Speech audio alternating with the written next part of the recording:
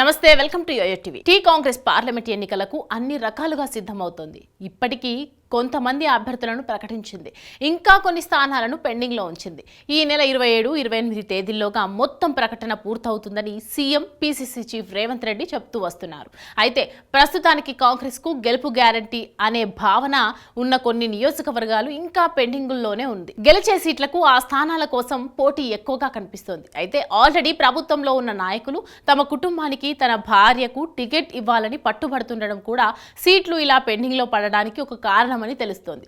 తెలంగాణ నుంచి సోనియా గాంధీ కుటుంబాన్ని పోటీ చేయించాలని రాష్ట్ర కాంగ్రెస్ చాలా ప్రయత్నించింది. అయితే ఆ ప్రయత్నాలేం ఫలించినట్లు లేదు. సోనియా ఎటు రాజ్యసభకు వెళ్లిపోయారు. ప్రియాంకను, రాహుల్ను కూడా ఆహ్వానించారు. కానీ రాహుల్ దక్షిణాదిలో తిరిగి వాయనాడ్ నుంచే బరిలో దిగుతున్నారు. ప్రియాంక కూడా తెలంగాణకు వచ్చే సూచనలే కనిపించడం లేదు.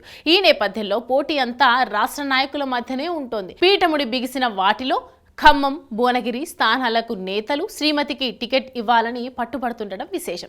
డిప్యూటీ ముఖ్యమంత్రి మల్లు భట్టి విక్రమార్క ఖమ్మంలో తన సతీమణి నందినికి టికెట్ కావాలని పట్టుబడుతున్నారు. అదే కోవలోకి ఇప్పుడు భువనగిరి నియోజకవర్గం కూడా చేరుకుంది. మునుగోడు ఎమ్మెల్యే కోమటిరెడ్డి రాజగోపాల్ రెడ్డి తన భార్య లక్ష్మికి భువనగిరి టికెట్ ఆశిస్తున్నారు. గత ప్రభుత్వ హయాంలో కాంగ్రెస్ పార్టీని వీడి బీజేపీలోకి వెళ్లిపోయి రాజీనామా చేసి కమల బలంతో ఉప ఎన్నికల్లో పోటీ చేసి దారుణంగా ఓడిపోయిన రాజగోపాల్ రెడ్డి సరిగ్గా ఎన్నికలకు ముందుగా తిరిగి కాంగ్రెస్ గూటికి చేరుకున్నారు. గెలిచిన తర్వాత అన్నయ్యతో పాటు తనకు కూడా మంత్రి పదవి కావాలని ఆశించారు.